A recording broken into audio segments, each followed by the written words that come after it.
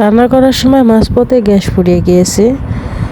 তো ওই সময় কী পরিমাণ রাগ উঠেছে গ্যাস, এটা আপনাদের বলে বোঝাতে পারবো না। বিশেষ করে আপুরা যারা সবসময় রান্না করে তারাই শুধু বুঝতে পারবে যে রান্নার মাঝপথে যদি গ্যাস ফুরিয়ে যায় কী পরিমাণ রাগ ওঠে। তো রাগ করে কী করবো গাইজ, মনে হচ্ছিলো সব এভাবে রেখে চলে যায়, কিন্তু খেতে তো হবে।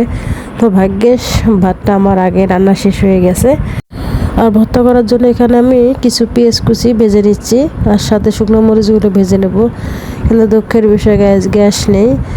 তো যেটুকু তাওয়াটা হিট ছিল ওই হিটে আমি ভাজানোর চেষ্টা করছিলাম, ভাবছিলাম যে হিটে সব কিছু ভাজতে পারবো, যেহেতু হালকা পেঁয়াজ আর একটু মরিচ ভাজবো। কিন্তু তাওয়াটা সেই পরিমাণ হিট হয়নি, যার কারণে আমি ঠিকভাবে ভাজতে পারিনি। তো কিছু করার নেই গাইজ, দেখেন এভাবে আমি আস্তে আস্তে এগুলোকে একটু ভেজে নেওয়ার চেষ্টা করছিলাম, যতটুকু হয় সেটা দিয়ে যেন আমি ভর্তাটা কমপ্লিট করতে পারি। কিন্তু গাইজ বিশ্বাস করেন তাওয়া ঠান্ডা হয়ে গেছে, আমি কোনোভাবেই আর ভাজতে পারিনি। তারপরও বারবার আমি লাগতেছিলাম যে যদি হয়ে যায়। তো এমন তো অবস্থায় কী আর করার, তারপরও আমি এভাবে এগুলোকে উঠিয়ে নেব। উঠিয়ে নেওয়া হয়ে গেলে গাইজ ভর্তা যখন করতে গেলাম তখন তো আর এক জ্বালা। কী কারণে, এগুলোকে আমি কোনোভাবেই মরিচগুলোকে যে ডলে আমি এগুলোকে ভর্তা বানাবো সেগুলোকে তো ভর্তা বানানো সম্ভব না, কারণ মরিচগুলো খুব ভালোভাবে ভাজা হয়নি।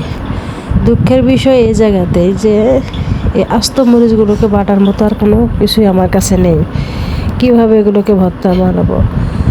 তো যাই হোক, কোনো ব্যাপার না, পেটে দিতে হবে, আস্ত হোক আর ভর্তা হোক, পেটে গেলেই তো চলে। তো গাইস এরকম সবসময় প্রায় আপুদের সঙ্গে হয়ে থাকে, এটা আমি জানি। তো যাক আলহামদুলিল্লাহ, আমি আজকে ডিম ভর্তা আলু ভর্তা বানাবো। তো দেখেন এই যেভাবে ভর্তা করতেছিলাম, দেখেন গাইস মরিচ এত পরিমাণ শক্ত যেগুলোকে আমি ভাজতেই পারতেছিলাম না, কারণ এগুলো ভাজা হয়নি তাই। তো যাই হোক, আস্তে আস্তে এই অবস্থা আমি ভর্তা করে নিলাম, কারণ প্রচুর ক্ষুধা লেগেছিলো। কারণ গ্যাসের অপেক্ষায় থাকলে আমি থাকতে পারবো না। গ্যাসওয়ালা ভাইয়ের কাছে ফোন দিয়েছিলাম, উনি বলছে যে রাতে 9টার পরে আমাকে গ্যাসে ভর্তি দিতে পারবে।